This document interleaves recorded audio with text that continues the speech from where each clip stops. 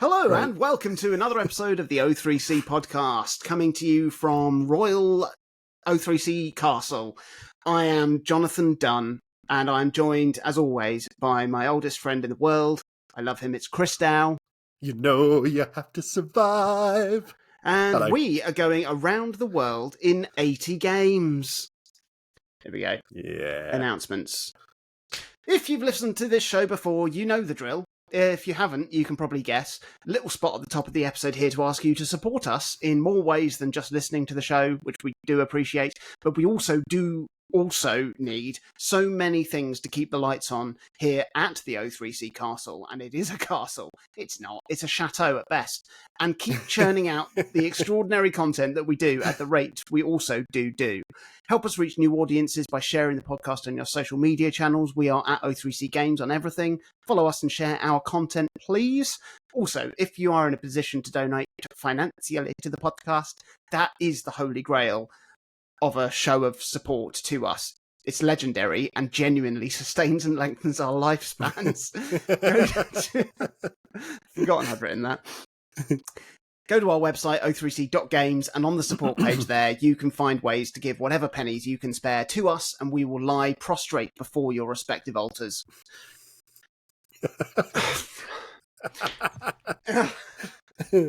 Man. Prostrate is a really good word. It's a great word, isn't it? It's a great word because you think of the word prostate and knowing that that is probably the ideal position to lie in for that. That's where my head always goes. Yeah. Well, we are recording this a couple of days after the Euro 2024 final in Germany.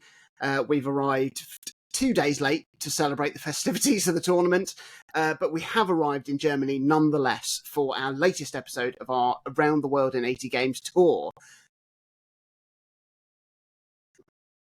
And as you can hear, I'm still on the plane. What is that sound? A plane. Oh, okay. I've got to have the window open in here. It's just it's a sauna today. I don't know about you, but arriving to a place just after the crowds of people have gone is actually for me my ideal time to arrive anywhere. Less people, less troubles. Yeah. We will sift our way through the empty beer cups and no doubt shades of English vandalism and focus less on the sporting events the country has just played host to, but the gaming history that this country has seen over its indeed history. So many great things are in store. I can't wait for so many. I can't wait to get into all of that. But first, that's where I'm going to play. What are you playing? Yeah. Because, yeah. So it's me first, isn't it, if we're doing 5 and 3? Oh, Chris, what have you played over the last month, whilst you've no doubt been watching Euro 2024 in Germany? Not in Germany? I've played loads this month. Have It's been reasonably busy for me, probably because we're approaching the end of term at school. Things are slowing down. It's been very busy in the days, but then that also means sometimes you need quite a lot of downtime in the evening to manage the busy days in the day and then the downtime, backwards and forwards. But since we last spoke, I went on to beat Deadly Premonition 100%. Hey, well done. Entirely on the Steam Deck, all side missions, all collectibles, all achievements. And I'm pretty confident at this stage that the game is more stable and playable on the deck running via Proton under Linux than it is on Windows natively. Amazing. Like, during my many hours of tinkering and troubleshooting, I'd sometimes go back to my laptop install to kind of test things out. And every time the game either didn't boot or would run at single-digit frame rates, still had wonky controls, the same issues I was fighting on the Steam Deck. Whereas with my guide on the deck, it was a flawless 60 frames a second from start to finish. And in the 40 or so hours the game took to beat, I experienced a total of 2 crashes during the story campaign, a handful more when I was mopping up all the side tasks at the end. But almost all of these also affect the regular PC build as well, because I think there is like memory leaks or something in the game code itself. So whilst they were a bit frustrating, they can't really be mitigated wherever you play it. So it is what it is. Yeah. The game, though, I did say last episode that I would review it properly when I'd beaten it fully, which I've now done. And here I am to say that for me, I think this earns a place somewhere in the top 100. Oh, I loved it that much. Like, not super high up. It's not like a top 50. It's the back half, but somewhere. And it's a game that really feels of the era of its release, whilst simultaneously feeling out of step and time completely. It's got such a specific design vision, just like it's bonkers, it's occasionally busted, and it means that in the same way that watching Twin Peaks, sometimes there are scenes where like a boom mic will enter a shot and it's been left in the final edit, intentionally, you assume. It's sometimes impossible to ascertain whether in Deadly Premonition things are happening as a result of technical limitations, incompetence, or actual direction, and or a combination of all of them. Yeah, it could well be, and it's really thrilling, honestly. Like, it's a real devil may care approach to game design, it feels like. Brilliant. Like free climbing. Yeah. You could fall at any time. The thing Deadly Premonition does really, really well is in selling the narrative that your character, Francis York Morgan, is a high-flying city detective who is suddenly plunged into the peaceful backwaters of Greenvale. And you do feel like a fish out of water kind of thing, that you're in a different place because the map is confusing. You have to navigate it manually within the options menu in a surprisingly accurate simulation of being on a road trip in the 90s and watching your dad unfold like a massive A to Z or route planner across the steering wheel, like pre-sat navs. The quick travel system is completely hidden behind a series of side quests. I missed it completely on my actual campaign playthrough. Didn't unlock that until the end. Side missions can only be started and completed during certain campaign chapters, but also only at certain times of the day, but also only during certain weather conditions, meaning that you need to actually learn the routines of the town's residents. You need to check the weather on the TV. You need to work around your whole investigation really diligently.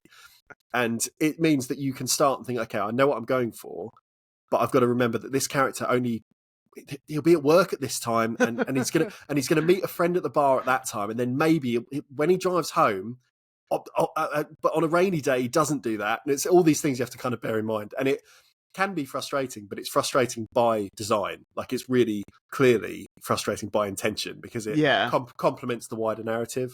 Yeah, and just bogged down in the admin of being a detective. Yeah, and I'm a big fan of a game being slow or challenging or confusing or annoying if it's done with intentionality, I think. Yeah. And for Deadly Premonition, I really do feel like almost all of this kind of strangeness and awkwardness has been placed and chosen. So mechanically and narratively, it's all very purposeful. Yeah. And it's also a bit janky and broken as well. But like on top of all these things together, it really does work. The story, which I won't spoil because I want at least someone to go away and play it after listening to me talk, it follows an obvious track up until it doesn't. It really does go off in strange ways towards the end. Side missions have kind of additional dialogue that will help you flesh out character motivations and complements the story by way of adding like dimensionality to the rest of the cast, which is really nice. The more time you spend in the world, the more you come to see the package and dressing as like oddly comforting in a strange way. It's very easy just an hour or two into the game to really buy into the town and the setting, despite it being kind of a spooky, supernatural, surreal thing. Yeah. Like it does work, and you really do kind of invest yourself in it. The action scenes, that is the survival horror stuff, I guess, is probably the game's weakest component. Like, it's got pretty limp gunplay. It's relatively low in challenge right up until the game's end. But it doesn't really matter when viewed as kind of punctuation to all the other good stuff that pads the game out. And I think having the weird conversations and the fetch quests and the mini puzzles or mysteries, and then having a cruise in your car with your map out whilst your character is talking to himself about 80s B movies, it all works. And having those action scenes, I think, helps the game not to grow stale, because I think you could have a bit too much of the quirky stuff. But instead, just before you get to that point, it's like, oh, go and shoot a few guys and then come back and do a bit more of it. And I think it actually balances itself quite well, like one punctuating the other. It just fits together nicely. I enjoyed it so much. I've got Deadly Premonition 2 installed on the Steam Deck, ready to go. Does that have anywhere near the same amount of issues? Is it just works out the box? That's surely less fun for you. Exactly. I mean, I did my reading because I wanted to make sure like I knew what I was getting into. And it says, yeah, it should run pretty much without issue. But as you allude to, I can't lie and say I wasn't a bit sad that it wouldn't take a bit of effort to get working. So it's a win for my time. But when faffing about is part of the game for me, like, it's a win, but at what cost? Yeah. Like, there's loads of other games that I'm now interested to check out as well, because the director, who goes by the eponymous title Swery65, worked on, obviously, Deadly Premonition and its sequel, worked on another game that's kind of like an episodic Telltale style game called D4 Dark Dreams Don't Die, which again is in some way tangentially connected to Deadly Premonition, I think, in the same kind of in-universe type thing. But there's also all the other titles that he directed or wrote, like the PS2 games Extermination and Spy Fiction that I've now downloaded just in case I want to give them a play. There's a couple modern indie titles as well called The Good Life or The Missing. So 2 different games that I'm quite interested to check out now. They aren't connected to Deadly Premonition. But if I get that urge to really go deep over the summer, it's nice to know that there's more to explore in the oeuvre kind of thing. It's been a very long time since I played a game that's made me feel this invested, not just in a game itself, but in kind of the wider development and connected fiction. So just really top stuff. I really, really loved it. And again, I've alluded to it before. There's a Reddit post that has the full guide if you want to play it on the Steam Deck. It's frequently on sale on Steam for like £1. Yeah. It's very broken unless you go through my guide, but it's out there and you can find it, and it would do you well to enjoy it. What have you played, Jonathan? So I needed a drink first. I know. Just be a dick about it. Quit your hydration and put your focus back onto me, please. So I know you've played quite a lot this month as well. I've played so much. I've played like it's not even funny. Go on, lay one on us. Tell us something you've beaten probably that took you 300 hours. Well, every so often I get an itch that I desperately need to scratch, and yes, this itch is indeed to do with my balls. My monkey balls, that is. And super. A brand new Super Monkey Ball game, subtitled Banana Rumble, has arrived on the Switch, and I am very, very happy with it. Good. For those of you that don't know about... for those of you who've never seen Super Monkey Ball, it's a video game franchise by Sega, where you play as a monkey in a ball, and you need to roll them across increasingly complex levels, avoiding obstacles, collecting bananas, reaching the goal. That's it, right? That's your monkeys. That's your monkeys. That's your monkeys. And if you haven't listened to this show, or you haven't... hang on. And also, if you haven't listened to me talk about Monkey Ball before, the original Super Monkey Ball on the GameCube was an absolute obsession of mine when I was about, I don't know, 16, 17, 18, something like that. I remember. Before the time of... yeah. Before the time of online leaderboards and widespread competitive video gaming, a community of a few hundred of us gathered on a bespoke website called Super Monkey Ball Elite, made by a wonderful Norwegian chap called Fro, and we would input our individual level scores for every level in the game, and our best scores for the various minigames, and Fro's algorithm would then calculate an overall Super Monkey Ball leaderboard. And me and my school friend Alec got insanely competitive with each other, and so too with the other monkey ballers. And this saw us, grinding for hours on single levels just to beat them a frame quicker or gather one extra banana to increase our score and our leaderboard position. It drove us to being 10th and 11th best in the world at one point. We were 2 of the best in the UK, and I achieved the number 1 in the UK in Super Monkey Ball 2 as well. I think I was number 1 in the world at Super Monkey Ball Junior on the Game Boy Advance. Of course. I loved it, but I was also an absolute slave to it. I was still a good decade away from having a diagnosis of obsessive compulsive disorder. That was blindingly obvious even then. Now, even though the party minigames of Super Monkey Ball 2 were far superior, the core single-player game that I absolutely adored in Super Monkey Ball 1, the design of the levels in Super Monkey Ball 2, I just found severely inferior to the original game. They traded a lot of the tricky, finely tuned level designs for more overblown, gimmicky obstacle course style levels that left a lot more up to chance than skill. I've played most of the main Monkey Ball games since those 2 originals. Monkey Ball Junior, that I alluded to, on the Game Boy Advance, was a phenomenal technical achievement. It wasn't nice to control or play, but the level designs were basically ripped straight from the original game. So it had that going for it, at least. I quite enjoyed Super Monkey Ball Touch and Roll on the DS, although it did also fall into that category of games that tried to utilise the touchscreen as a digital analog stick and wasn't very comfortable to use. Yeah. Monkey Ball Banana Blitz on the Wii was a catastrophe because it became full gimmicky with the inclusion of a jump button, which was just a very, very lazy way to try and make the game more exciting. And an even more misguided effort to spice the game up saw them introduce boss levels into the game, which were rancid. Absolutely rancid.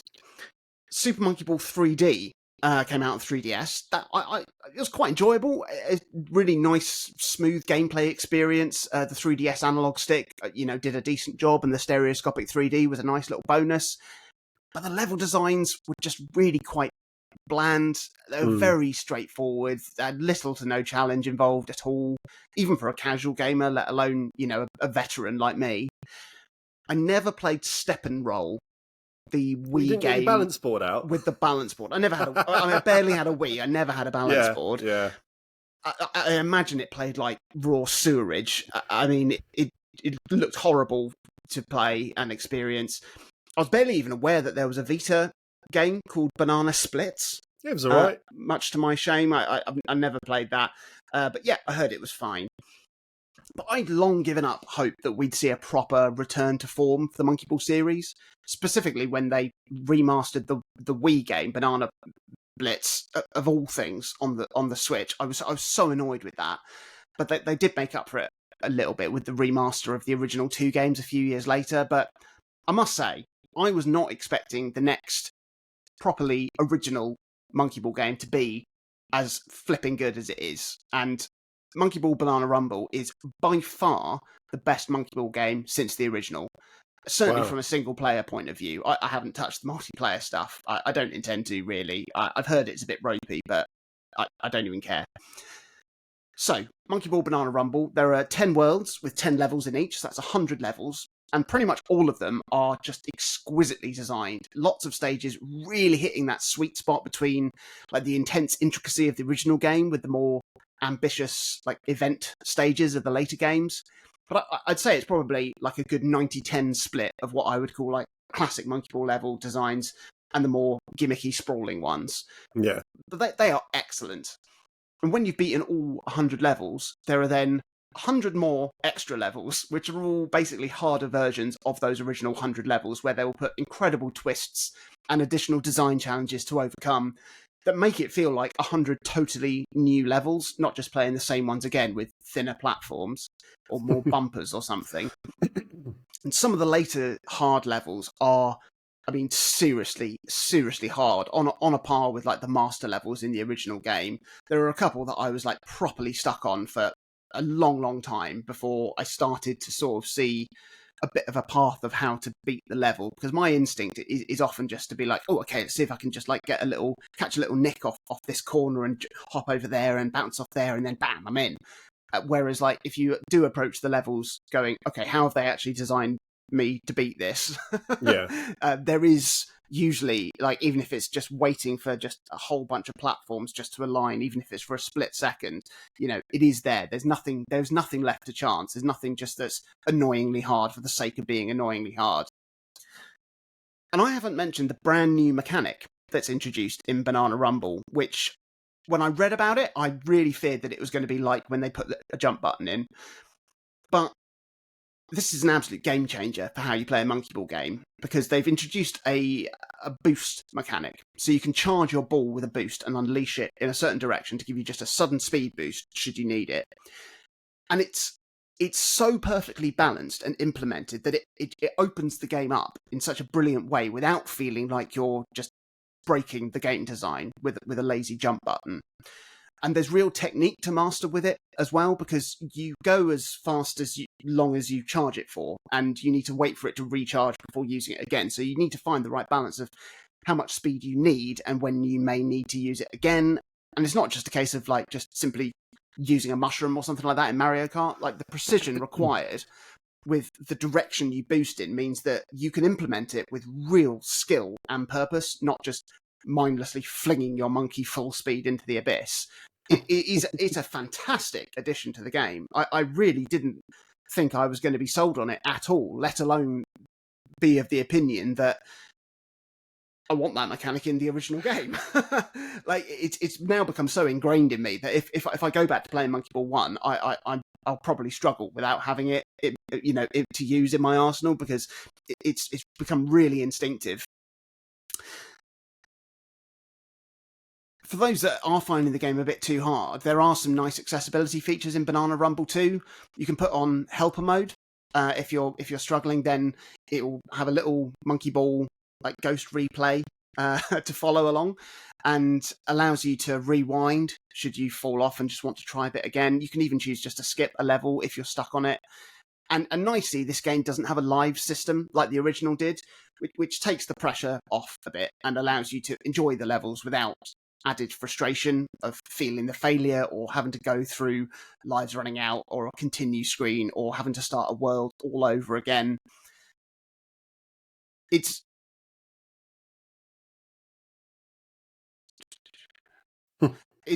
clear that this game has just been made to be fun, with the challenge there for people who want it, and that's just perfect, because when I look back at the original Monkey Ball game and how hard it was and how many times I had to try to beat the full swathe of like 50 expert levels without losing all my lives, so I didn't use a continue, which would allow me then to play 10 expert extra levels, and then I had to beat all 60 of those levels without losing a continue to unlock the master levels. And it took me, felt like months of trying. I wouldn't have the patience to do that. I don't have the time to do that. So they've really got the balance really, really well, because I do still love that challenge. But also, I'm absolutely not held hostage by it. The other thing that's in the game, which also feeds into like the customizable experience you can have with it, and is also actually the detail that sold me on the game, and is that each of the levels in Banana Rumble have 3 missions to beat on each of them, which not only encourages repeat plays of the levels, but also enables you to tackle the levels in very different ways. So there's a mission that sees you needing to beat a certain time to complete the level, and it might be, you're like, how on earth could I beat this level in under 10 seconds? There's no way. It takes clearly it takes like 30 seconds to get around the whole course, and then so you have to look for like a little shortcut or something. Then there's a mission that asks you to collect a certain number of bananas, and then a third mission where you have to collect a specific special golden banana, which will be in a typically hard to reach location. And I've just had a brilliant time poring over each of the levels to complete all 3 of these missions, which has massively scratched that like competitive monkey balling itch without reducing me to obsessive grinding. It gives me like a specific goal to reach, and then I can tick it off and move on. And that is just, that's wonderful. I've done all 3 missions on all of the 100 standard levels now, and I've been working my way through doing the hard levels too. But also, I'm sort of happily ignoring some of the missions that aren't proving fun to me to try and get. Like some of the banana collection missions on these harder levels where they were getting really miserable, and I was just like, you know what, I'm fine to leave a few missions unticked. That's and very move admirable. On. Very admirable. I've grown. What can I say? I've grown. But it also means that I know I've got something there when I return to the game. If I'm still playing it every night, to be honest. And at some point, I'll put it down. It'll go away for a few months. I'll get the itch again. I'll get it out, and I'll maybe tackle some of those unticked missions. But there is so much to do in the game. There's loads of other in-game achievements to try and unlock too. There's tons of stuff to unlock and cosmetics to buy. There's characters to unlock, and I literally only realised a couple of nights ago that all of the different monkeys you can play as have actually all got different stats. I just assumed, like, as it always has been, or maybe it hasn't, but certainly as it was in the original games, it was just like, I always played as Baby because he was the smallest sprite and allowed me to see more of the stage through the ball, like even if it was just granular. But like it made no difference, like who you played as. But literally, like it's like Mario Kart like stats of like speed, acceleration, braking power, spin, and stuff like that. And it like I'm playing the game very, very differently now that I'm playing as different characters. But like I said, the multiplayer side of the game has remained entirely untouched. So, speaking only about the single player main game experience, this has become another one of my favourite games of the year. I'm so thrilled that Sega have returned to form with this game, and it seems like all the reviews are saying that as well. So hopefully it'll be a start of a new chapter in the Monkey Ball franchise, and they'll continue in similar fine form. Well done, Sega. Yeah. What else have you played this month, Chris? I wanted to give a mention of a much slighter experience versus what you've just described there. I often browse retro achievements, I mentioned it before on the show, to try and get ideas for what older games I might like to try next. Yeah. And as a quick aside, when this episode goes live, as of yesterday in real time, Retro Achievements will have just launched their GameCube achievement support via Dolphin, which is a huge deal, and it might give Nintendo fans a reason to revisit some of the first-party bangers from that generation. You know, they do such a good job on that site. It's just the site that keeps on giving, honestly. Anyway, the game that caught my eye recently that went up with the new set was called APOTRIS, and the name featured the tris suffix. The icon featured a tetramino, and so I was immediately in. Turns out it is a semi-modern homebrew implementation of Tetris for the GBA, for the Game Boy Advance. And in itself, this would have been enough to make me at least give it a play, like I have 100 other Tetris ports before it. But upon downloading, boy howdy, have I been blown away. Like, this is a sensational Tetris port. Really good. Back when I was making hard drop episodes for YouTube, this is some deep lore for podcast heads, my short run series on weird Tetris ports that I was doing in lockdown to give you a sense of, you know, what I was up to. I looked at a homebrew game then called Lockjaw, and it was on the GBA as well. And its basic goal was to be like a Tetris toolkit that would allow players to customize almost every element of the Tetris experience, from gravity to rotation speed to scoring, in order to help players kind of practice and up their competitive game, no matter which version they were familiar with. So it was a very dry, very utilitarian approach to Tetris. And although it played really well, outside of the novelty of playing it for that episode, when I researched it, I never felt the need to go back because it was very functional and it just didn't have any personality. APOTRIS, it takes almost every lick of potential customization from Lockjaw, like almost the full spread. It adds in modes that duplicate almost every variation of Tetris gameplay, from the Game Boy original to Tetris DX's Ultra mode, right up to Tetris Effects Zone mode. Like, the full spread is in there. It lets you customize palettes. It lets you customize your Tetramino sprites if you can be bothered. It's like the full works. And then on top of that, it says, do you want a really good soundtrack? Do you want all these extra kind of bells and whistles to give you things to do? And then finishes things off with what I honestly feel might be the lowest input latency I've ever felt in a Tetris game. Wow. And I think it's going to become what will be my new go-to for a quick Tetris fix, because it rivals Tetris 99 for snappiness of feel. That's the game I enjoy the most for the feel of it in my hand. It rivals almost any of the Nintendo developed entries for pick up and playness, even with all these options. And the Retro Achievements integration is just honestly the icing on the cake, because it gives a range of goals that cover all the modes and skill levels and the stuff to actually work towards and do if I kind of want a bit of a challenge. For a Tetris fan, this is superb stuff. It's great. You know, at time of recording, there is just a few days left until my summer holiday begins, as I've already said. I'd been playing a lot of Tetris Effect anyway, because it always helps keep me sane when it's kind of, you know, a bit heavy going at work. And as much as I love that game, my favourite game of all time, according to our list, its real strength is in its kind of wider journey and progression. And so it takes kind of a decent play session to really get the full Tetris effect. You know, to just play a stage, you have a nice time, but it's not the same as going through 20 stages and really feeling things evolve as you go. Yeah. So to discover like a fresh version of Tetris that's this immediate and this fun and this, you know, good feeling to play, it's game changing. Like, it can be up and running in seconds. There's enough variety here that it doesn't get boring. And Tetris is always going to be great, providing it's programmed nicely.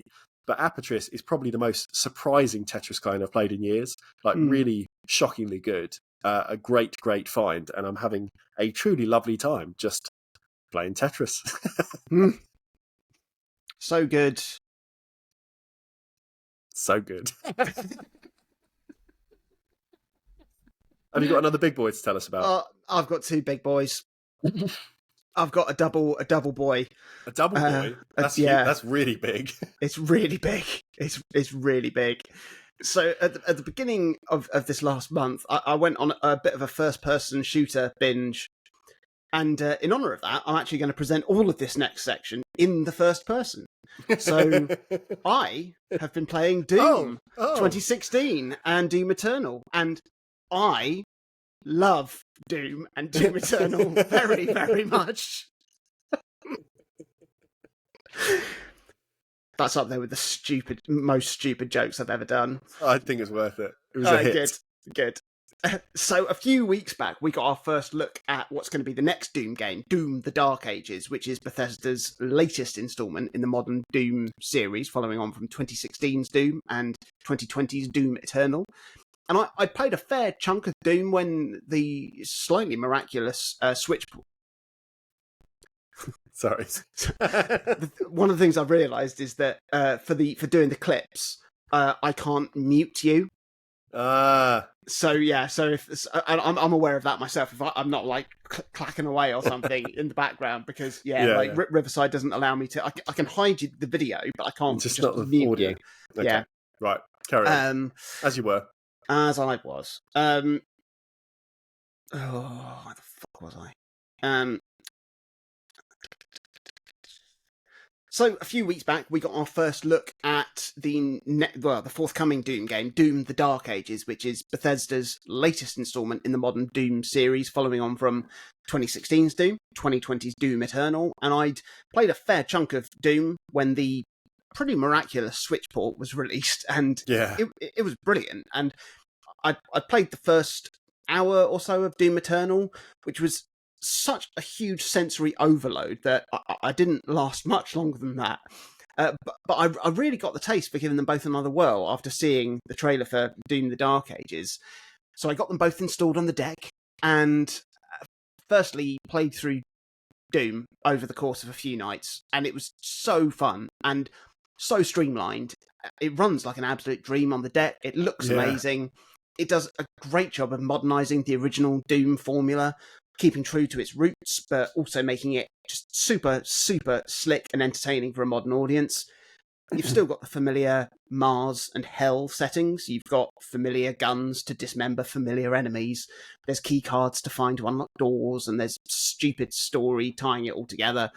But Bethesda have just added so many other cool mechanics in the game, just really streamlined the gameplay, nailed a gameplay loop, and brought Doom not quite kicking and screaming, but ripping and tearing into the modern gaming area. That gameplay loop I alluded to is kind of what made the game like really addictive for me, because it punctuates the insanely brutal, violent action with great exploration, platforming, scouring for secrets, with these like mini arena fights, essentially.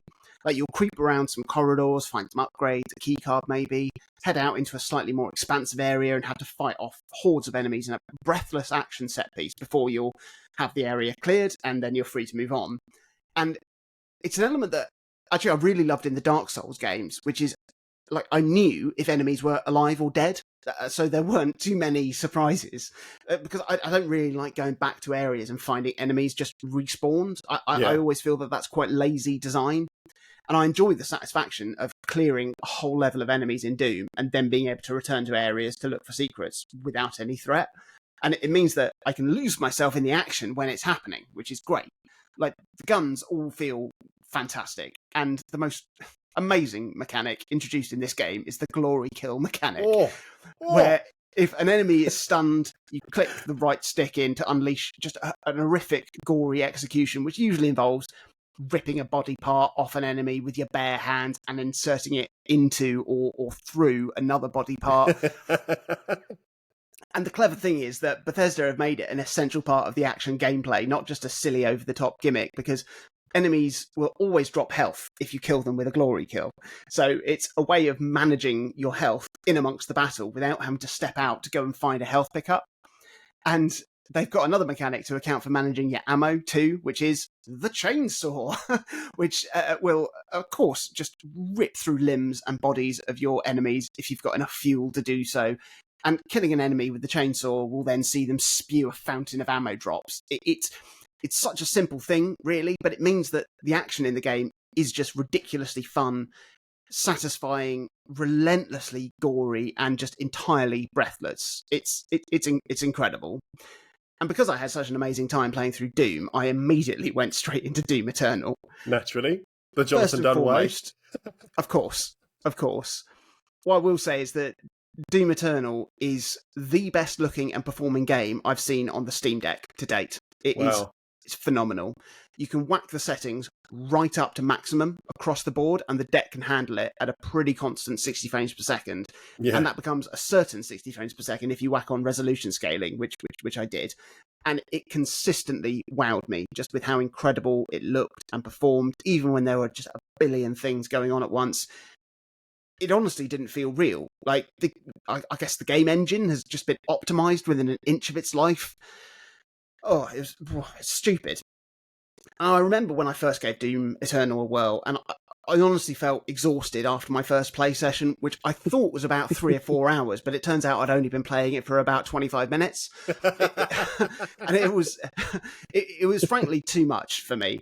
Not quite, my hands and lips didn't turn blue as some people's did when they first played Doom in, I guess, the 80s and 90s. Do you remember that?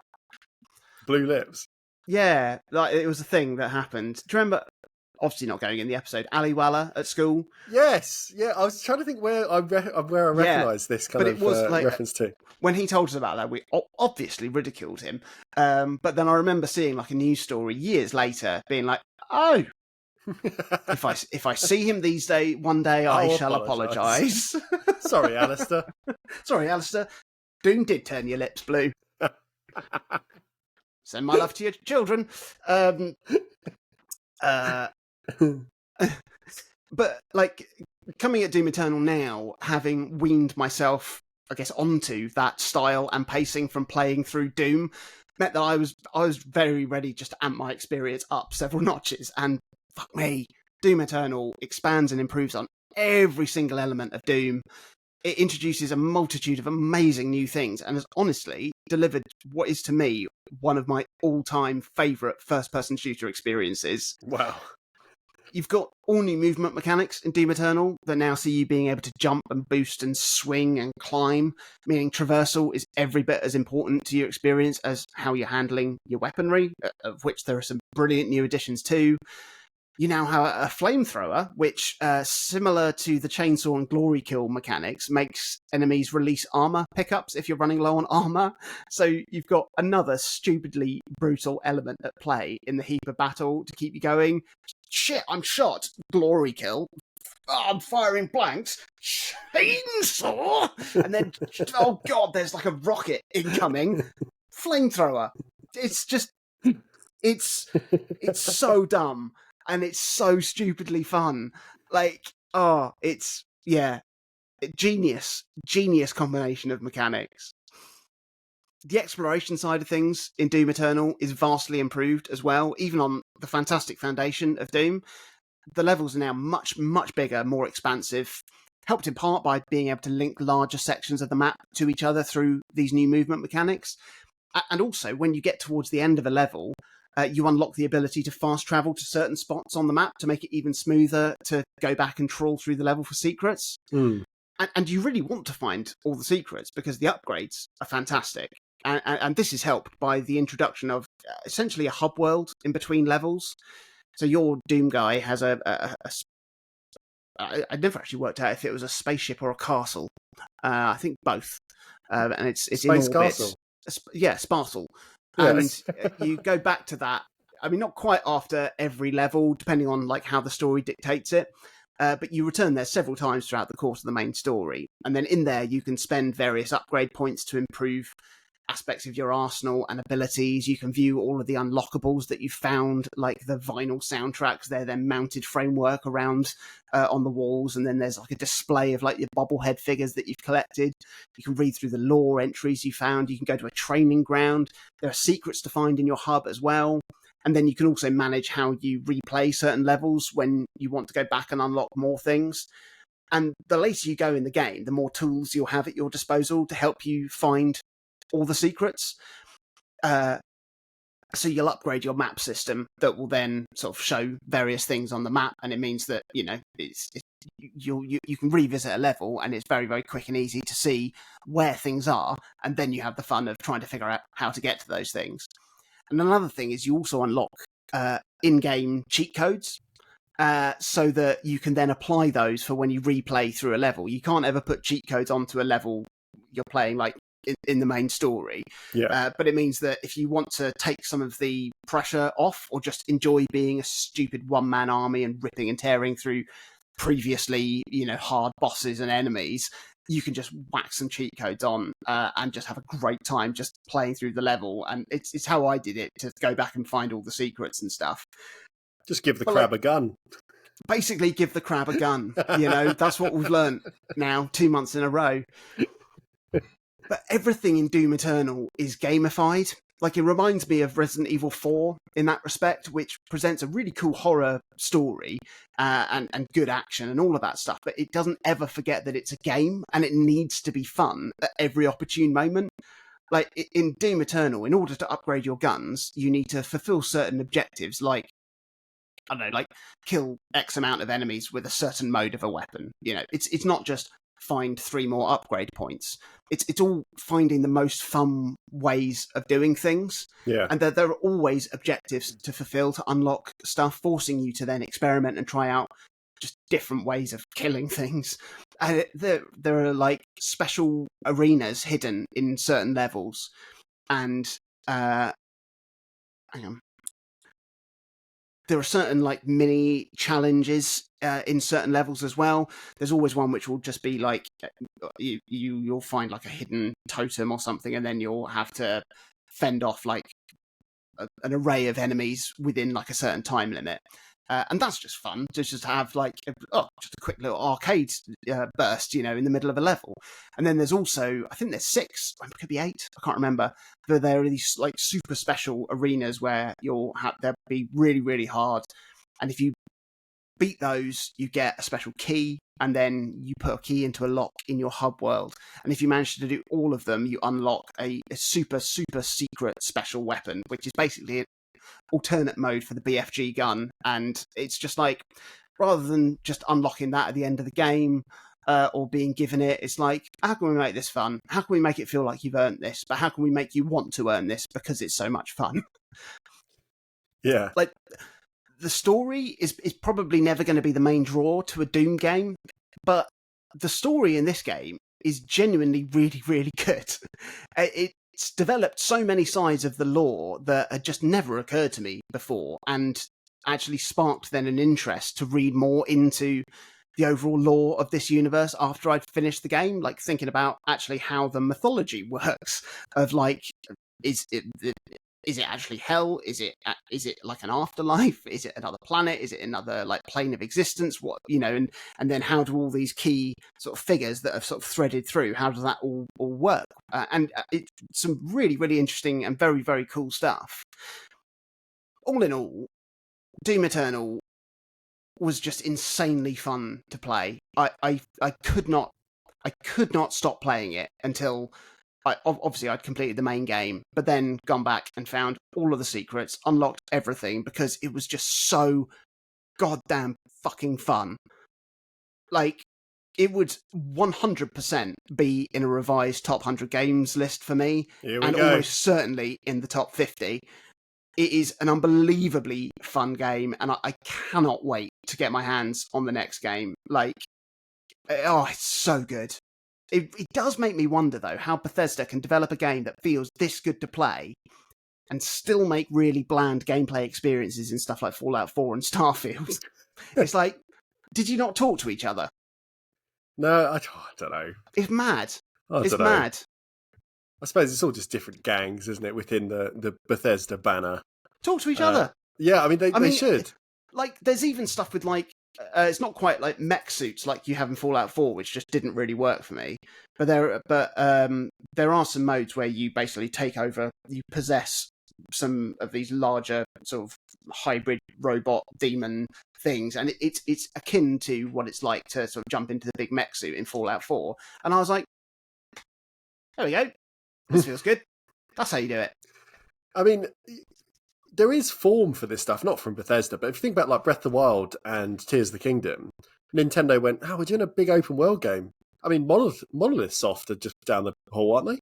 Yeah. And then they just brought across the Xenoblade team to just help out. And I'm sure that does help out. You know, it's got to support something if you go to the people that know what they're doing. So Bethesda, as you know, whichever part of you is making Elder Scrolls and Starfield nonsense, go and talk to id Software down the hall. You played anything else? Yeah. I mean, for this, I'm going to go a little off-piste and talk up not a game, but a peripheral for the Steam Deck, which has enabled me to play other games. So it still has its own efficacy. I've mentioned before when talking about my play habits that on both the Switch before and now the Deck, which are ostensibly handheld first consoles, I probably spend around 90% of my playtime with them docked. And on Switch, that was fine because the worst problem you were going to have is just slightly smeary visuals, maybe, when they're upscaling to a bigger screen. But on the Deck, you can also be faced with the challenge of certain games having inputs and interfaces that are not really designed with controllers and a TV in mind because they're PC games, first and foremost. Yeah. So if you're playing handheld, you'll use the OK because you've got a touchscreen, you've got dual trackpads, you can make something work. But since my unwritten mission has become to be able to play absolutely everything via the Deck in every single setup, I've long fought with this challenge of how to make games that are designed with mouse control in particular feel good in like a couch configuration. You can bind the analog stick of a controller to be a mouse, and sometimes that works, and sometimes it doesn't really work, but even at its best, it never feels super precise. So as a first experiment, a number of months ago, I tried using a PlayStation 5 pad as my primary Deck controller because I assumed that the touchpad could be kind of a serviceable mouse in a pinch. Yet, even with sensitivity tweaks, it often felt quite jittery and imprecise with the cursor just like warping across the screen in weird ways sometimes, and I've never really known why or what's going on. So again, it was fine in a pinch, but it's not really ideal. Depending on the game, the touchpad was a bit more granular than the analog stick, pretending to be a mouse, but having to shift your hand over the top of the controller as well to access it is not great if you want to play a game that is exclusively mouse-driven. So I was still on the lookout. As a next venture, a few months back, I tried a weird controller called a Dark Walker Shot Pad that I saw reviewed on YouTube. And it's essentially just a big touchpad with a range of keyboard buttons that have been shotgun blasted over every other surface of it. What's it called, sorry? It's called the Dark Walker Shot Pad, but it's rubbish. There we go. It let me down during its maiden voyage because it had really spotty connectivity. I was close to the TV and the Deck and it was still dropping inputs. The input from the trackpad itself just didn't feel right. And again, was sometimes just like zip across the screen when you weren't expecting it to. And it just didn't make any sense with this button mapping either because it's all keyboard keys. And therefore it's way less customizable than a pad is with Steam input. So you couldn't really say, I'm going to make the F key be something else. Whereas on a pad, you could say, I would like the A button to be something else quite comfortably. So it went back to Amazon the next day. That was a real failed attempt. Fast forward to now, and I think I've finally solved the problem, with the solution being simultaneously very obvious and also left field in a strange way as well. Because back in 2015, Valve themselves developed a controller for Steam called the Steam Controller. Oh, yes. And in many ways, it laid loads of the groundwork for the Steam Deck itself. If you look at the two side by side, you can tell the designers are the same team. And if you haven't seen one of these pads before, it is a bizarro piece of tech because it includes regular face and shoulder buttons. It's got two back paddles, but it has just one analog stick. And instead of a D-pad or a second stick, it's got two massive circular trackpads. And it was discontinued before we even hit 2020. So it can be pretty tough to track down with the required wireless dongle. But I can say now, with one of these pads in hand, if anyone is serious about playing a large swathe of PC games on a TV, I think this controller is essential. I think it is the answer. Oh, wow. I've spent a good week now running it through its paces. And it just feels good. just feels good to be a mouse under your thumb. Like I played a few rounds of a dice rolling roguelike called Slice and Dice, which I recommended to you off air a little while ago and fully expect to hear more about in the future because it was very much a Jonathan Dunn game, I thought, from the moment I booted it up. And I found that playing that, selecting options, rolling dice, it became infinitely easier than when I was trying to use a regular thumbstick before. So with the trackpad, your right thumb is just sitting there. It's much more comfortable. It's got really nice, subtle tactile feedback. So it kind of buzzes, very similar to how the Steam Deck does when you use the touchpads. So you can feel when you're moving. It makes small movements feel very intuitive as well. I also played most of the first world now of Terra Nil, the game you talked about last month, after picking it up in the Steam sale. And again, when I first grabbed it, I tried to play it docked, using my regular pad. I found it was just too clunky, too cumbersome in that configuration. And I'd kind of resigned myself to just having to play it handheld sometime if I wanted to do it properly.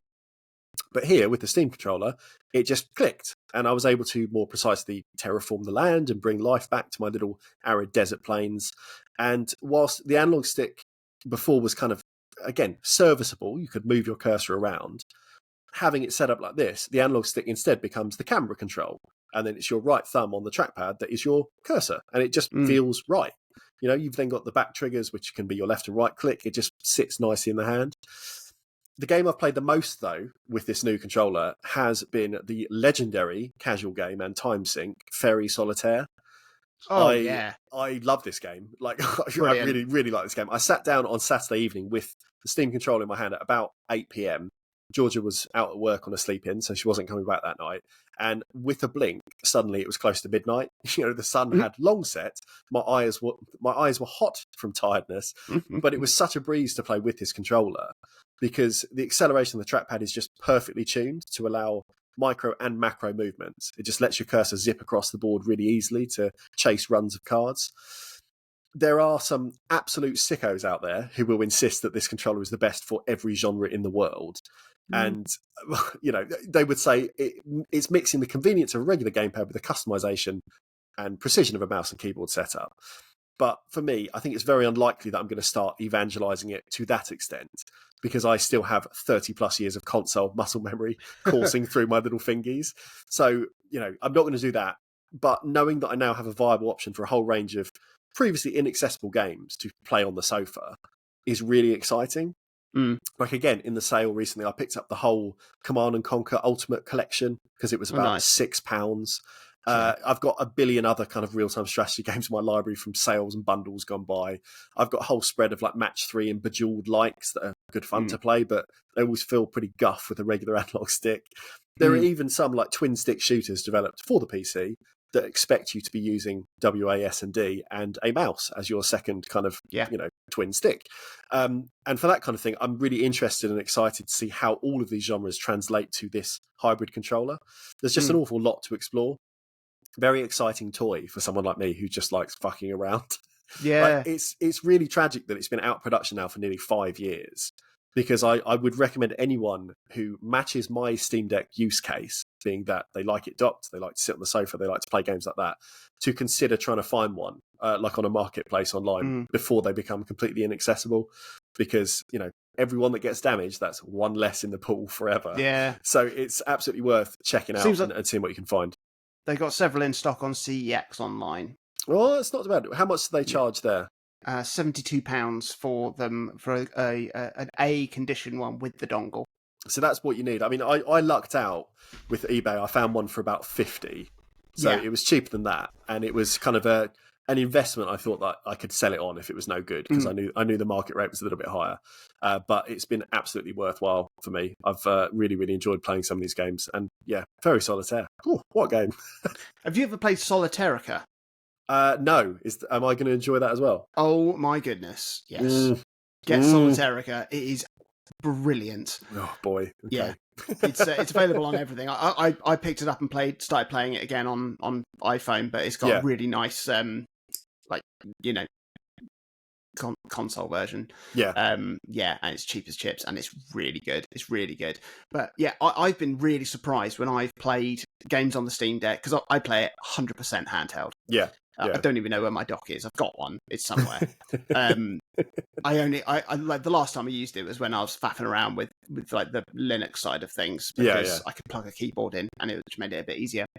But when there are certain games that I want to play and it asks me to like use a trackpad as a mouse cursor or a cursor like that, my instinct is always, I just can't be bothered then. I can't be bothered. But when I give it a go, it is phenomenal how well it works and just how responsive it feels. That sort of haptic feedback that you get is just amazing. And yeah, like, I mean, it's funny you talking about, you know, it like that when it's like, well, yeah, that's how I play all games. Because I just play it handheld. It's such a versatile machine, the Steam Deck. You know, you've just said how well it runs Doom Eternal, like a huge flashy thing, in a very consoleized kind of format when you're playing it with, you know, regular sort of controller input. But equally, you know, you've got all this other kind of stuff you can get to. It's just, there is such a wealth of stuff to play and do on this machine. And the fact that you can pick them up for like about £300 these days is genuinely mad. Like, it's the best value thing I think you can buy if you're interested in playing video games in any configuration or format. Another chunky boy from you. Yeah. Of course. Of course. So you'd be forgiven for thinking that you've heard most of what I've played over the last month already. But I still haven't talked about the real thing I've put time into. And ladies and gentlemen, it's finger on the pulse time, because last month, the enormous DLC for Elden Ring arrived. Oh, shit. I've completely forgot. Yeah. Forgot it was even coming. Shadow of the Erd Tree, and as expected, it was unbearably good. I'm talking in the past tense, of course, because I've completed it. Not quite 100%, because there's still a few key items and stuff I haven't found, but I beat all the dungeons, all the bosses, all the optional stuff, and it is every bit as good as the full game that laid the foundation for it. It sees some wonderful expansions on the gameplay mechanics. A lot of reviews said that the only downside of Shadow of the Erd Tree expansion is that it didn't provide anything radically new to the original Elden Ring experience, and I feel stupid to state that, because if you're hoping for a radically different game, you need to wait for another game, not more of the same game, which is what you rightfully should expect in DLC. It's also not entirely fair, because the game does introduce a huge amount of new mechanics, some of which I never dabbled with because they came in the form of new weapon types and new abilities, and if you're so inclined to play around with those and experiment with some different character builds, then you're going to have a lot of new and exciting gameplay elements to have a go with. I'm not that way inclined, really. I'm very much when I find a build that works for me, I double down on it. So I was still using my main game build and the weapon that I had in that for the majority of the DLC playthrough. But then I did find a new weapon type, which is the Great Katana, which is a heavier version of the standard katanas that sort of split the difference between power and speed. And a specific Great Katana that I found in the sort of mid to late game became my main weapon, and I just had a great time with that. But there are now 7 other different new weapon types in the game. You've got things like thrusting shields, reverse hand swords, and light great swords, which are kind of slight tweaks on existing weapons. Yeah. Then you've also got totally new concepts for a From Software game, like hand-to-hand combat or beast claws, and essentially like permanent item-based weapons, like throwing blades and perfume bottles that were like a crafted, consumable, throwable item. You now get them as like infinitely consumable, full-powered weapons. Yeah. And the new enemies in the DLC, and obviously the boss fights, do require you to get your head around how to use some of the new mechanics, especially some of the new top-tier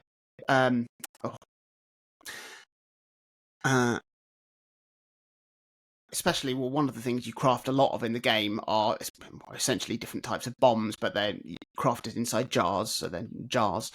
And there's a new sort of top-tier powered version of those called hefty jars, and you need to be able to sort of craft those and utilise those. What? I just find hefty jars a really hefty jars. funny phrase. It is quite funny. It is quite funny. Craft and chuck your hefty jars. Yeah, and you must do that to bring down a series of specific mini-bosses sort of scattered across the land. Well, let's talk about this new land that you're in Shadow of the Erd Tree. It is a brand new area of the map in a totally different sort of realm to the main game. It's got so much flavour of its own that it doesn't feel like more of the same of anything that you've seen before in the lands between. It's obviously huge, but it's also deceptively so, because there's actually a lot more verticality in the world design. with so many planes of topography sort of existing on top of and underneath each other. It's a really winding, tangled, organic configuration that means you've got even more variety than it would initially appear from just like a bird's eye view of the map. And I was really struck in this playthrough of the game just how good this game looks. And it had been a while since I played the PS5 version, because after, I blasted through that in, it was 120 hours, but over the course of 2 days. No, not quite. But then I did a whole playthrough on Steam Deck, and I haven't really, returned to it. And I haven't sort of seen the game since it's been patched, and there's been a whole load of graphical updates that are specific for like the PS5. And like the aesthetic design of the main game was extraordinary, even on the Steam Deck. And I think I take it for granted a little bit, because From Software have always set the bar so high in that regard. But graphically, it seems like the game has taken a big step up from when I first played it. And whether that is through like patches to the core game or just a step up in technical proficiency in the DLC, but some of the vistas combined with the weather effects made for some just jaw-dropping environmental spectacles. There's one place I arrived in. It's all covered in like surface water, and there was a giant ruined cathedral in there, and the whole area was surrounded by these really tall cliffs. And when I arrived, it was a really misty night, and I was just galloping around exploring until the dawn started to rise, and just the stark brightness of the sunlight that appeared over these cliffs just cut straight through this mist, and it was so striking. I just had to stop and watch in awe as the daylight then just spread across this whole area. It was just amazing. Wow. And in true testament to like the organic weather and environmental systems in this game, I tried to show it to a mate of mine, and I went back there and tried to replicate the experience, and the mist wasn't there. The light that was cast was very different. It meant that like I really treasured those like precious moments of environmental design, because they felt special and, unique. Some of the new areas in Shadow of the Erdtree are real standouts, especially there's an area called the Abyssal Woods, which I think is the most horror-like the FromSoft games have ever got, even considering Bloodborne, which was very horror-like in its design, and it was a bit scary at times, but this is the most tense and scared I've been in one of their games, not only because of the atmosphere created in the design of this area, with like moody swamps and oppressive cliffs and these tangled dead trees like skeletal fingers threatening to snatch you up, but the enemies in this mire are all afflicted with madness, which is a great start, and their attacks can then pass the madness on to you, and once your madness bar fills up, you absolutely die. And that's not anything too new in these games, but if you know how to approach and handle the enemies, it doesn't cause too much of a problem. However, there's a new type of enemy, and speaking of Bloodborne, it is actually reminiscent of a particular enemy from that game. And they are terrifying. If they catch a whiff of you, they charge straight for you, and if they catch you, which they will, it is a one-hit kill. And you have to just creep slowly through like long grass, tiptoe through the swamps, like in darkness and in heavy mist. You have to avoid anything that may make a sound. It is so horribly tense. And FromSoft have created such a brilliant like mini horror game within this game for just this one area. Usually, even if it's like a very dangerous area with like really hard enemies, I'll still want to go back and explore it a bit. I was so happy to be done with this area and never return. It's brilliant stuff. It's absolutely brilliant. One of the other things that reviews were saying about Shadow of the Erdtree, and has also invited a lot of unsubstantiated discourse from the wider gaming community, is the difficulty level in the DLC. Obviously, it's so ridiculously ignorant, because there is nothing unfair about the difficulty in this game, and it's not even me saying, "Oh, you've just got to get good, you fucking noobs, grow up. This is what a real game is. You're not a real gamer, you twat." True, the game is hard. The bosses still require the same amount of discipline to learn their attack types, playing with a few different offensive strategies, maybe altering your build to work specifically against a particular boss, but it's absolutely no way substantially harder than the main game. It's certainly not substantially harder than some of the previous FromSoft DLC, which was really, really brutal. And none of that is still not as hard as Sekiro. And like I know that I mastered that game in particular, but I absolutely would not consider myself to be a particularly gifted gamer. Like, I will happily stock up on tips and tricks and exploits to make things easier. You can't summon co-ops in Sekiro, but in Elden Ring and Dark Souls, I've always really enjoyed that aspect of the game. Not just because it makes boss fights a bit more, straightforward sometimes, but because it's part of the community aspect that I really love about these games. And it's an opportunity to observe how other people are playing the game, get some ideas to try out new things yourself. In fact, like this main great katana weapon that I ended up using for the latter half of the game, I first saw in a summon, a co-op summon, and I was like then really keeping an eye out for when I would find that weapon, and I was really, really excited then when I did get it. And the game still caters with like a difficulty offset for when you do summon co-op players to help out. Like the boss's health bars go up significantly, so it's not always a help. If you summon someone and they die straight away, you are left fighting a boss with double health on your own, and then you're absolutely fucked. There was one boss in particular that I was sure I needed a hand with, mostly because the collectible figurine that came in the collector's edition was of this boss. Hang on.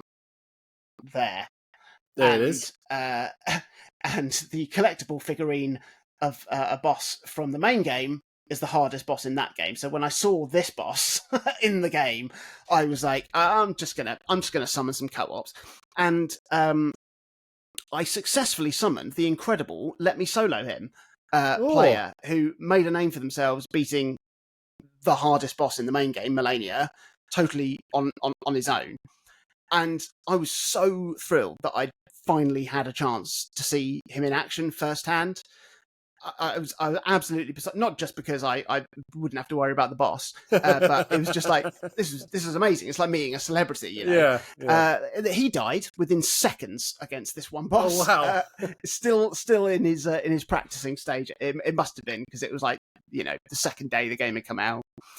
I ended up not using a co-op at all for the fight in the end, because like the precision required to beat it was so much more easy to execute without having too much else going on in the fight.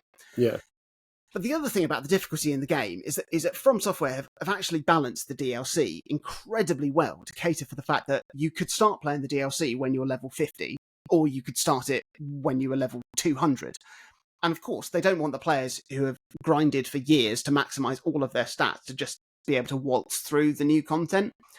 So whilst the difficulty of the enemies and bosses and areas, that doesn't like scale with your level, your experience level does, because the DLC has all new items to help power you up.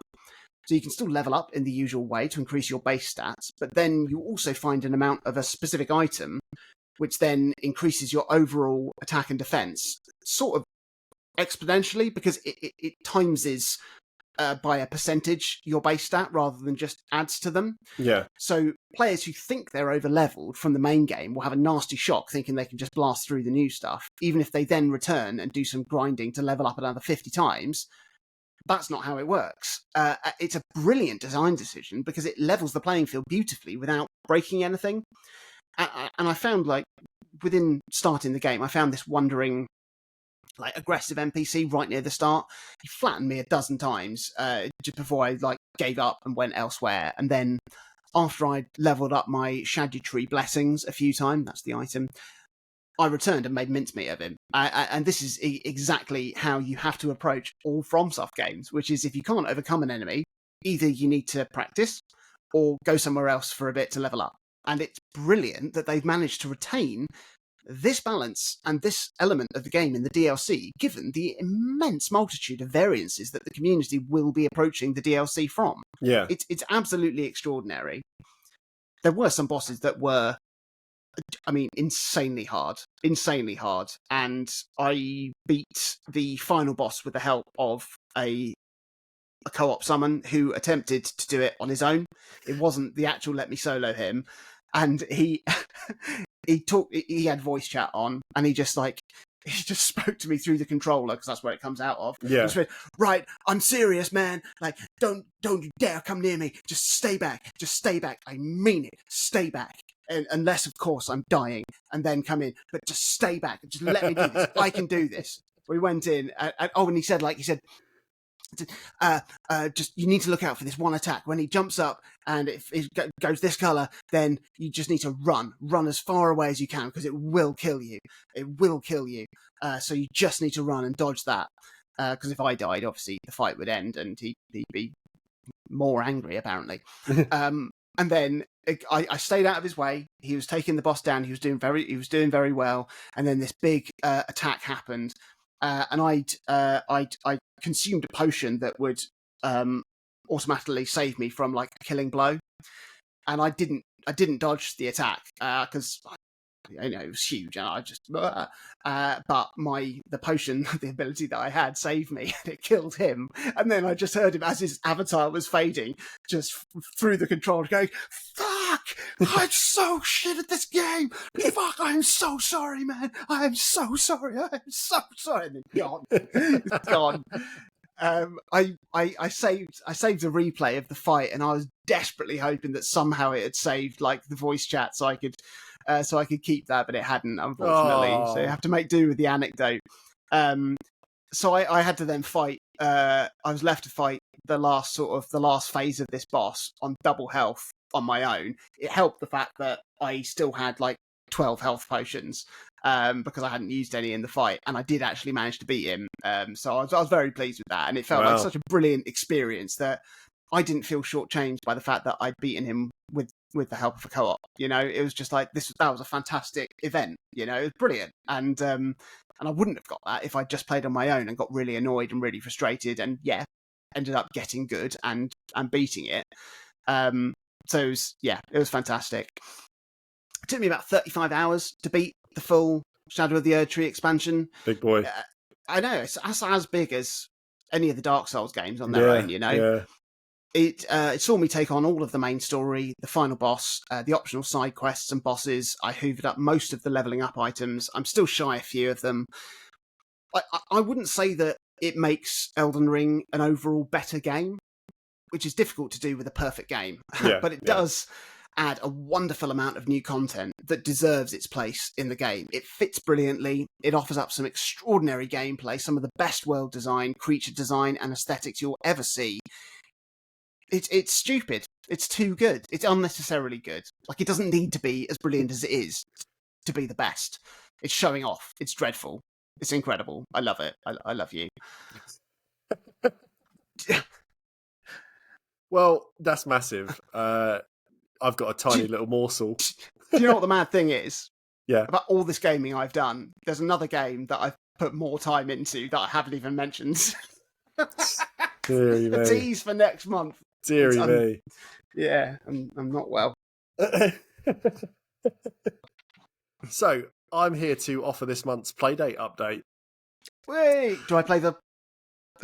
Oh, you can if you want. We can go there if you fancy. You can decide. I bought and played through the entirety of RNG Party's newest narrative title, Echoes of the Emergent. Echoes of the Emergent. There's quite a lot I want to say about this one, but I'm hyper conscious that as a narrative game, it is essentially a kinetic visual novel that, to spoil too much story, ruins the entire reason to pick up and play the game. So I'm going to be quite guarded in what I say about the story itself. I don't think it's a massive surprise that RNG have developed a straight visual novel like this. If you look at either of their two previous releases, Backspace Buchan and Bloom, this is clearly a team that is interested in and excited by the power of words. So knowing that this is, as I say, a kinetic novel is really important, though, because that means it is just a straight story that's got visuals and audio to enhance the experience, but there are no branching paths, there's no choices, there's no interactive elements outside of just manually advancing text with the face button. So you've got to know that going in. It's one of those things that sometimes people go, "Wow, it's just reading, wasn't it?" And it's like, that's what it said in the box, so yes, it was. So it's important. It's important to have that up front. Like, this in itself is not a positive or negative. It's just kind of setting the scene for the genre that this game falls into. But it was, though, for me at least, a bit of a disappointment from the off because of how effectively both Backspace and Bloom used language and our relationship with text to enrich their experiences massively. You know, Backspace Buchan totally reinvigorated the Typing of the Dead framework by smashing it into a dungeon crawler and then making every single letter of every single dialogue box feel weighty and purposeful because you were typing everything. So you were really, really connecting with everything on screen, every word that was given to you, you had to interact with. Bloom was much closer to a straight visual novel, but miraculously used all these subtle choices in dialogue to make a basically linear narrative feel incredibly complex and individual to each player. Like we've bigged both of these games up extensively on this show. Bloom in particular has got to be one of my favourite straight narrative experiences of all time. And as much as it's important to look at every game or piece of media on its own merits, Echoes of the Emergent just didn't do it for me in the same way. Like, I can be quite honest with that. Didn't do it the same way. The setup, and like I said, I'm deliberately holding back most of this here. I'm just giving you essentially what's on the store page. You play as Ayumi. That's a young girl trying her best to navigate and survive a post-apocalyptic Japan. The store page says the game tries to walk a balance of Ayumi's resilience and fragility. And whilst this is absolutely on show in the game story, it's only 3 or so hours, as a runtime or read time, however you want to quantify it. And it isn't really long enough to go far enough to properly flesh out the character, I don't think, for what they kind of intend to do. The best parts of the experience are the art and music. The black and white dithered backgrounds are absolutely stunning. Like, they look as if they've been rendered in some sort of 3D modeling program and then manipulated to add subtle motion and then captured as like small looping sort of GIFs to nail a sense of disorientating movement. It's very hard to describe, but if you imagine standing in a room on a ship or ferry where it's got that kind of slight otherworldly sway, sort of seeing out the windows that nothing's static, it's kind of halfway there. It gives everything this kind of feeling of just being slightly uneasy. You're not steady in any of the scenes you're standing in. The audio sits somewhere between little post-rock licks and ambient work, and for the cool kids out there, some of the melodic work reminded me of the interstitial tracks on the Appleseed Cast's Low Level Owl project, an album I really, really love, and some of the more abstract pieces put me in mind of the ambient duo Windy and Carl. So if you want to do some further musical reading, there's a couple of suggestions for you. I do and am. The visuals combined with the soundtrack really does render strangely palpable scenes, even when viewed on the Playdate's tiny display. So, big kudos to the team in making something so small still feel quite grand in its presentation. The writing then, as I've alluded to, what I'd expected to be this game's biggest strength didn't quite hit for me. And I think part of it is the Playdate's limited screen size means that the whole game is written in quite short sentences. And whereas that limitation was leveraged in Bloom to reflect post-millennial text conversations brilliantly, like stunningly well, they looked at what they could work with and just said, well, text messages then, isn't it? That's how people talk. And it just works perfectly. Here, it kind of makes the narrative feel a little bit clipped and rushed because you want a bit more kind of flavour and detail to a sentence to kind of describe what the character is seeing, and you're not always able to get it in a way that feels satisfying. The pacing overall as well, there's kind of a lack of consistency, I think. So the game is broken down into 3 acts. The first 2 feel like they're a bit too long, could be kind of segmented into chapters or however you want to break it up. Whereas the final act basically tries to fit about 3 hours worth of story and exposition into a 10-minute section at the end. And it just feels too short by contrast to the others. Again, not going to comment on the content itself, but as I'm sure you can infer, it didn't offer the satisfying payoff I was hoping for in that sort of truncated form. Again, not wanting to continually fall back to Bloom because it's mean to do so, but the ending of that game ramped up so well with a sense of like genuine tension and then such beautiful release, like really like an emotional payoff that really, really delivered. The rush that Echo seems to be in to get to its finale just seemed really out of character for the team. I don't know if they just wanted to finish this because they're working on another game concurrently, if they had kind of, they needed some income coming back in to support the studio. I really don't know. But it kind of feels like it just needed more time to really push this story a bit further. It is what it is, I guess. But I hope that RNG's next big title, the mysteriously titled For Home, does just a little bit more, because narrative focus is absolutely fine by me. But I want either a little bit more mechanically, if you're going to kind of break things up to kind of complement the narrative and the story and the text, or something a bit more in its linguistic systems, because, you can do a lot with text. You can do really, really creative things. If I think back to something like Kentucky Route Zero, it is primarily just reading text. Yeah. But it approaches it in so many different directions and ways that it was always exciting. Fried clicking. yeah. It kind of it contextualized it in so many different ways that it felt worthwhile and valuable, no matter what you were reading, whether it was single words or whether it was a big page of prose. You can do a lot with writing. And I know they're capable because we've watched them do it in other formats. Yeah. So, yeah, it's a bit of a sad face from me, but I just want more from them.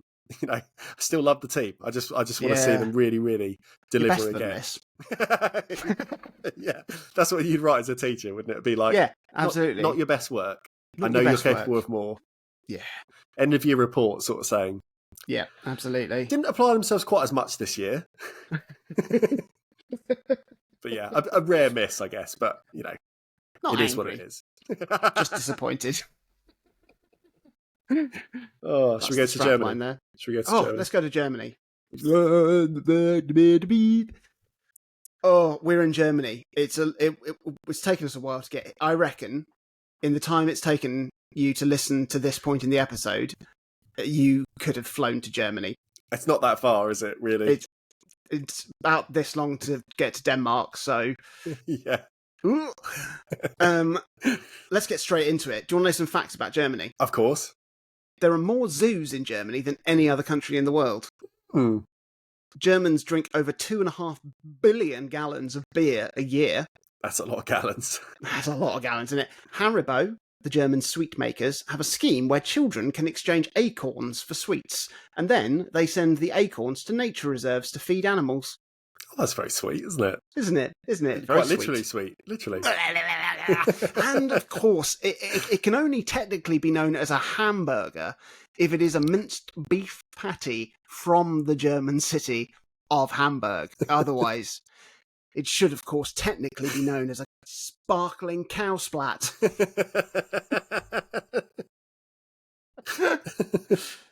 Very dumb. Oh. What about games, Chris? German games. Well, Gamenschaften. Well, Germany is massive. Not in terms of land mass, although 63rd in the world for territory. Nothing to be sniffed at. But no, I mean in terms of games. Like, going back a few episodes, Poland was hard to quantify in terms of its games output. But Germany, I think, might be even bigger. So to try and capture everything produced in Deutschland is basically impossible. So instead, I've tried to pull out either notable franchises or genre trends that characterise German games and development on the world stage. So first, the big one, simulations and strategy games. The Germans bloody love simulation and strategy. Going back in time, games like The Civilization are like Anno, although not made in Germany originally, sold like gangbusters in the country. And it led to multiple sequels that targeted the German market particularly, and then eventually saw German teams create their own entries in the franchise as well. So it's a big deal over there.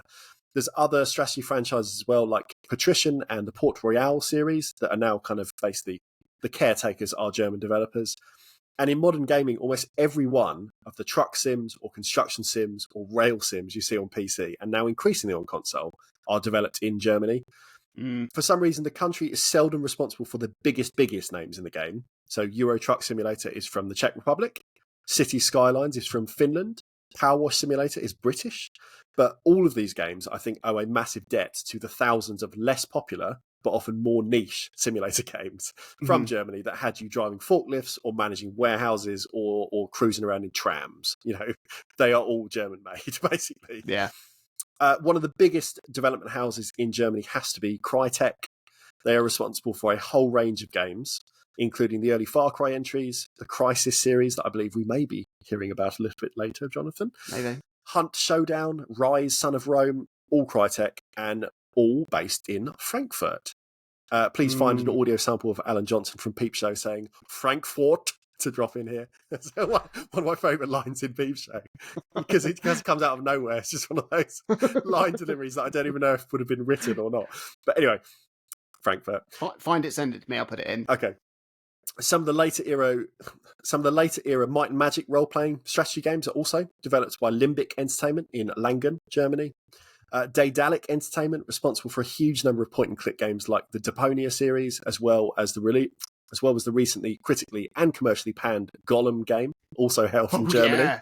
Yeah. Another big one, the whole Star Wars Rogue Squadron series from N64 through to GameCube all came from Factor 5 in Germany. Yeah. And they were a team that were responsible for a whole bunch of really hardware pushing games for the Amiga, the SNES, the Mega Drive as well, kind of earlier in their career.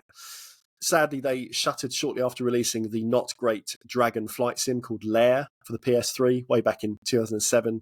But for a while, they had a pretty untouchable record of great licensed games, especially. They did the Indiana Jones game on the N64 as well, which was a technical powerhouse for the time. So, Wow. yeah.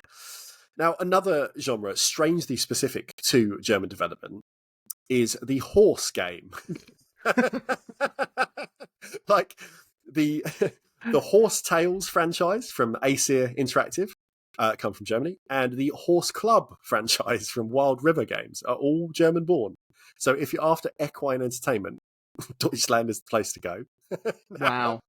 Now, predictably, I've pulled out a weirdo entry for my game this month. Of course you have. But, Jonathan, would you like to tell us about the graphical showcases that are the Crysis series before I infinitely lower the tone? Absolutely.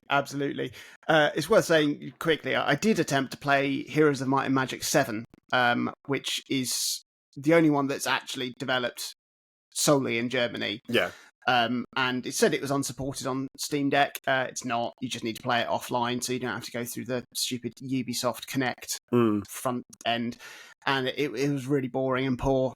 I was very disappointed because I loved, as you know, I love Heroes of Might and Magic 3. Yeah. I had a fantastic time with 5 and 6, but 7 feels like it felt cheap, very cheap. I also did play a little bit of Rise, Son of Rome, thinking that I could maybe report back on that. And also, I know it's quite a short game. Yeah, it's about 5 hours. Yeah, but I was so bored. I was so bored within like the first hour. It looks amazing, runs brilliantly on the deck, but is so boring. It's ridiculous, utterly ridiculous. So my first person binge obviously has continued to Germany, and it was mostly because I was trying to find a way to continue to scratch the itch left in the wake of completing Doom and Doom Eternal back to back. Fortunately, obviously, as you've said, Germany have developed some big FPS games. I did think that I was going to play through the original Far Cry game because I remember playing that and really enjoying it, and I wanted to sort of see how it measured up to the later Far Cry games because I haven't played any of them since the first one. But then only the first one was actually developed in Germany. Yeah. So I decided to play a little bit of all three of the Crysis games. And as you alluded to, like I remember when Crysis came out, it was being used as the benchmark for technical performance of whatever custom-built gaming machine you cobbled together in your bedroom. And I remember the first time I had a way of playing it, I was so excited. But I remember not really enjoying it that much because, like I said, I'd played Far Cry, which I did really, really like, and that was a few years before. But I've always had a really high comparison bar for first-person shooters because of Half-Life, and more specifically Half-Life 2. And those games, especially Half-Life 2, showed that you could have the most incredible first-person action, an incredible story, writing, world design, and it be insanely fun as well. And I something else I played through in the last month is the first Halo game, because I had a lofty ambition to play through all of the Halo games. Jesus Christ. But I had such a boring time with that first Halo game, and I tried a bit of some of the later ones for a more modern experience, but they were just so fucking po-faced. like the Call of Duty games do as well, that they really want to be just a super self-serious, important piece of gaming, and they forget to make them actually fun. Revisiting Crysis, though, especially in light of having just played Halo, and obviously having a phenomenal time with Doom Eternal, I was pleasantly surprised that it was more Doom than Halo, but it also did show its age a bit with its ambition of creating like an open world first person shooter experience. Yeah. Not being entirely successful when played with, fresh modern eyes. Well, they're not really that modern eyes. My eyes are older than the game. Yeah. But it has good grace to always think about what will make the game fun as much as what will make the game impressive. If you look at like the development of first-person shooters over that like first decade of the 2000s, it's really interesting because you could argue that like Half-Life laid the groundwork for what was to come. That was 1998, and then we had Halo, which tried to do sort of even more cinematically with the genre in 2001. Far Cry came along in 2004, in like the early 2004. It was a really big step up then, and then Half-Life 2 came out later that same year, just blew everything away. Crysis then came out 3 years after that, and it's not the seismic step up in game design that like Far Cry was from Halo, or what Half-Life 2 was from Half-Life 1.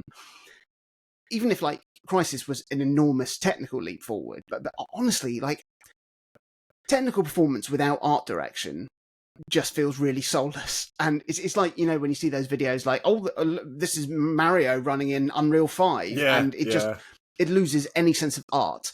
Like Casper, friend of the show, friend of mine, friend of yours, friend of us all. Friend to all nations and peoples. Yeah. If a game is going for like a hyper photoreal aesthetic, he always just says, if you're doing that, then you're basically just admitting that you don't have an art director. Yeah. And I absolutely see his point. I mean, Crysis isn't quite that bad. It's not soulless, but it's not. It doesn't have much design to it, you know. And obviously, its main selling point was, look how far much grass there is. What was that phrase? What? Look at how much grass there is. I believe was what... It sounded like you went fromage the grass. Possibly. And it is, you know, it's a fun enough game. It definitely didn't blow me away playing it. I appreciate that, you know, it's got this sandbox open world design. It does allow you to try and approach your objectives in whichever way you want to, and it's pretty successful in that. I was trying to do the first few missions purely stealthily, making full use of like the cool nano suit that your character has, which allows you just to like go invisible or like put on extra armor or give you like a big old speed boost, and you know, you can choose which of the features you're using depending on your situation. But the lack of colorblind accessibility options, which is something I will say that the Halo games are absolutely amazing at, because I played the Master Chief Collection, and like I could get that looking exactly right for like my eyes. But because of the lack of that in Crysis, and the multitude of camouflaged enemies, it meant that like I couldn't see who I was trying to sneak past. Yeah. And then I would be like, oh, well, I didn't see you. And I was like running into their legs or something. And then I would just resort to running, gunning, like commandeering a truck and driving through as many enemies as I could to get to the next objective. And whilst that worked, and that's a credit to the, you know, the sort of the game design, I don't think that approach would have seen me through to the end of the campaign. And I wouldn't have enjoyed doing that. It might have done, but I wouldn't have enjoyed it because it would have just felt just a bit, you know, like, well, a bit pointless. Not in the spirit of it. Not in the spirit of things, Chris. But I didn't get that far because I wanted to have a look and see how Crysis 2 and 3 developed, you know, on the foundation. And Crysis 2 came out 4 years after Crysis 1. And whilst it was still claiming to be, you know, the most impressive looking game since the first game, it was also now touting like the revolutionary AI in the enemies that would see them creatively adapt to your own gameplay with as much freedom and versatility as you were able to approach any given situation. I didn't really give it enough of a whirl to put this to the test because I still ran into the same colourblind obstacles that I did in the first game. Like, it's possible that these games just aren't meant to be played on a small handheld Steam Deck. You know, I probably would have had a better, clearer time playing them blown up in 4K on my 60-inch OLED. But I really wanted to give Crysis 3 a go, and that followed a lot quicker after a break of only 2 years after Crysis 2. But within minutes of starting to play it, it felt like a much bigger step up in terms of gameplay experience than Crysis 2 was over Crysis 1. And like the first scenario sees you like plop down on this like shipping container ship at night in the middle of a storm. You pull out like your super high-tech bow and arrow and you start to pick your way through the enemies lurking on the different platforms on the ship. It was incredibly cool. Like, I found myself more able to play stealth to the situation, but then also really lay into the full-on action assault once I've been spotted. And the whole experience, it just felt just really flipping good to play. Like, I appreciated the streamlining that was like attempted with Crysis 1 and 2 with limiting your need to go in and out of menus, but it often felt it all felt just a bit too stilted, having to go between so many different weapons and nanosuit options and other abilities. But I couldn't even really like pinpoint like the reason why. But in Crysis 3, it all just felt so much more fluidly connected. It made for just a much nicer experience. I probably put maybe 2 or so hours into each of the games. Crysis 3 is probably the only one I'd be compelled to return to. It's probably a bit unfair that I went into these games straight off the back of Doom Eternal, which was the fastest game ever made. Yeah, exactly. And I can't like go into another game and be like, oh, I didn't like this because it wasn't that game. Yeah. It's like, well, no, that's why it's a different game. And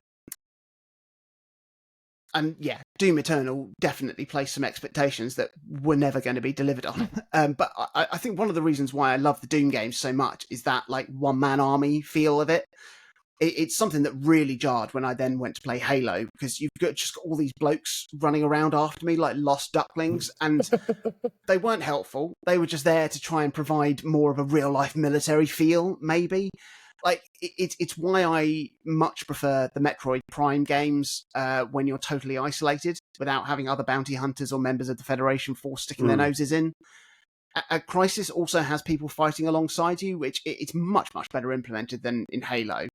But it's, your fellow soldiers in Crysis serve an actual purpose, and they've got actually decent dialogue to go along with it. But for me, it just doesn't feel as good as either being super powered and tearing through everything on my own, or having all the tools I need to take down everything stealthily, like in something like Thief or Dishonored or games like that. I know I'm definitely not the target audience for 90% of the first-person games these days, and I know you aren't either. Yeah. And like much like with Monkey Ball, I'm not even going to bother trying the multiplayer stuff out unless it's co-op. It doesn't really interest me, so I'm probably missing 90% of the content of games that aren't even my cup of tea anyway.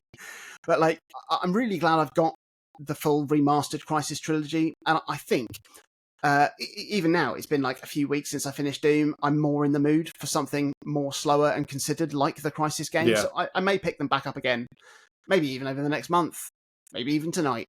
Or wait until I, can play them maybe big and loud and have the full experience, which we'll see. But one thing I can say is the games look nice. Well done, Germany. What shit have you pulled out? Windstorm is another horse game. I have a strange fondness for this one. You can just end the recording.